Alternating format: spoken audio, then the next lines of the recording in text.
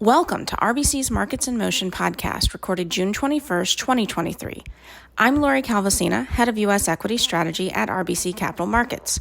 Please listen to the end of this podcast for important disclaimers. This week, the podcast is a little different. With the midpoint of the year coming up, we're revisiting the charts we discussed the most and that seem to resonate the most in our meetings with investors in the first half of the year.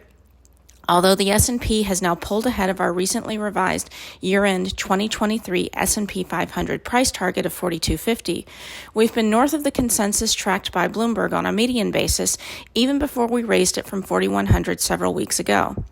For the past few months, investors we've been meeting with have generally assigned us to the bullish camp, given what they've described as a more constructive view of the stock market on our part relative to others.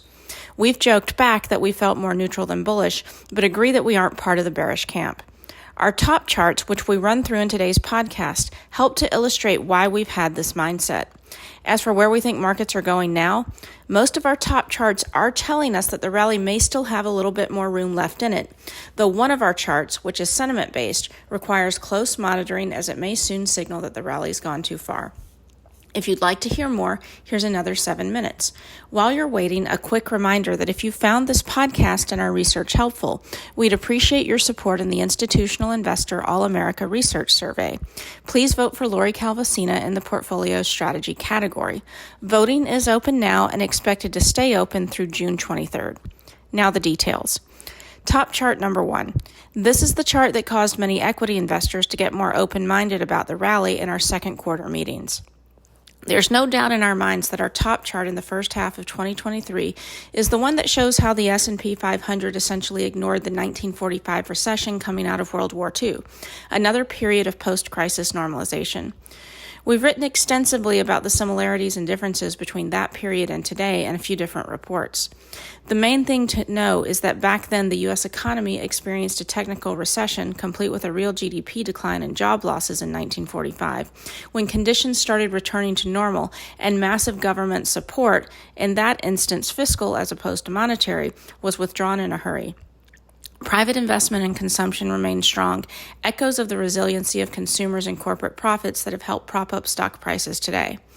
When investors repeatedly told us throughout the first half of 2023 that the stock market couldn't possibly have bottomed in October because the S&P 500 has literally never priced in a recession before it started, our response was perhaps that's true, but there was one time when the stock market ignored a recession completely, and it actually has some similarities to the period we're in today. This chart has caused more than one bearishly inclined investors to pause, reflect, and reconsider their views. As one client told us recently, this comparison provided a realistic reason why things could be different this time than this typical recession path of market pricing. Next up, top chart number 2. This is the chart that has framed our view of what kind of stock market we've been in today for quite some time. One of the reasons why the 1945 chart spoke to us so deeply, other than our innate love of political science, is that we've never thought the label bear market rally was the right way to describe the move in the S&P 500 this year. Rather, dating back to last year, we've talked a lot in meetings about how the current environment has reminded us of two other periods that we've lived through in our 2-decade equity strategy career, 2002-03 and 2010-2011. Both of those were multi-year periods that came after the initial powerful recovery in the stock market that followed a major crisis and substantial decline, the bursting of the tech bubble and the great financial crisis. In both periods, the S&P 500 retested the same lows over and over and over again, and investors were constantly worrying about whether the U.S. would tip back into recession again. Fallout from the major crises of those era and geopolitical stresses, accounting fraud in the Iraq War in the case of 2002-03 and the sovereign debt crises of 2010-2011, kept confidence extremely fragile for quite some time. Interestingly, the S&P 500 has traded with a 70% correlation with 2002-03 for the past year and a half. Using both the 2002-03 and 2010-2011 periods as a guide, the stock market is basically at a point in the timeline where history suggests it should start to come out of its rut. As much as we've wanted the COVID narrative in the stock market behind us, we've unfortunately been stuck in its epilogue. The good news is that the recent trading suggests this post-COVID phase may finally be coming to an end. Moving on to top chart number 3. This is the chart that debunked the myth that the October lows needed a retest because sell-side earnings forecasts were too high. Our longtime love of debate and appreciation for well-thought-out arguments is something that predates our time covering the stock market. One argument that's really bothered this lead author this year is the idea that the S&P 500 needed to retest the October lows because earnings estimates were too high. Experience has taught us that stocks are discounting mechanisms and often price in big developments ahead of time.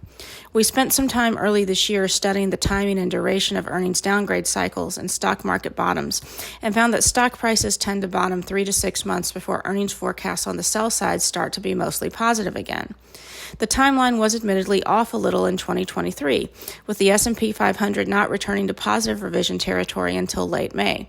Despite being a month off, this rule of thumb did end up coming very close to the 2022-2023 reality of an October 2022 bottom and the May 2023 return of positive revisions.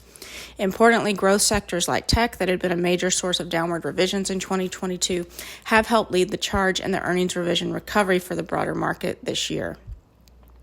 Moving on to top chart number 4.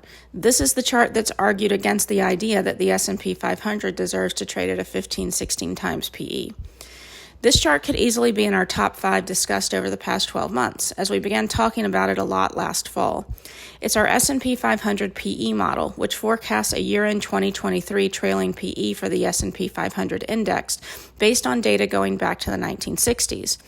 The current version of the model, which we're constantly fine-tuning, uses consensus forecasts for PCE, real GDP, 10-year yields, and Fed funds to predict where the PE should be at year-end. While many investors have been throwing out 15-16 times as the PE they think the S&P should trade at, our model has been suggesting that a PE in the low 20s is pretty realistic at year-end 2023 if inflation indeed moderates to the mid-3% range as consensus forecasts have been anticipating. That's true even with weak GDP and Fed funds above 5% baked into the model. The expectation that 10-year yields will end up in the mid-3% range at the end of this year has also been helping prop up the year-end PE forecast. One of the key things that we've learned from this model is that in the 70s and early 80s, the last time the stock market grappled with intense inflation, inflation was a more significant driver of PEs than rates or the Fed. That tidbit of history suggests to us that the expectation for moderating inflation is what's been helping prop up PEs to levels greater than investors have anticipated in early 2023. Even on our below consensus earnings forecast of 213, this model has argued that the S&P 500 deserves to trade over 4,600 if a 21.7 PE manifests at the end of the year as the model projects. It's been one of the more bullish components of our S&P 500 targeting process this year and suggests to us that the rally may have a little bit more room to run from here. We'll wrap up with top chart number 5. This is the chart that's provided a gut check on deeply entrenched bearish views. Our last top chart is an old favorite, which is used by many on the street. It's not unique to us. And it's one that we always return to because it helps us understand when sentiment has gotten too extreme in either direction. It's our chart highlighting how deeply bearish individual investors were to start the year, with AAII net bullishness sitting near financial crisis lows. Typically, from those kinds of levels, the S&P 500 posts mid-teen gains over the next 12 months, something that has been suggesting to us that the S&P 500's move to slightly above 4,400 has been rational. Sentiment on this indicator had started to recover before the banking crisis, then quickly fell again. In recent weeks, another recovery appears to be taking hold, and the bias is back in favor of the bulls again. For now, the chart helps explain how the move in the S&P 500 has been justified.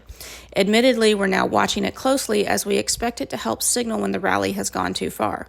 We're getting closer to that point, but don't think we're there just yet. On a 4-week average, plus 30% in favor of the bulls typically spells trouble for the stock market.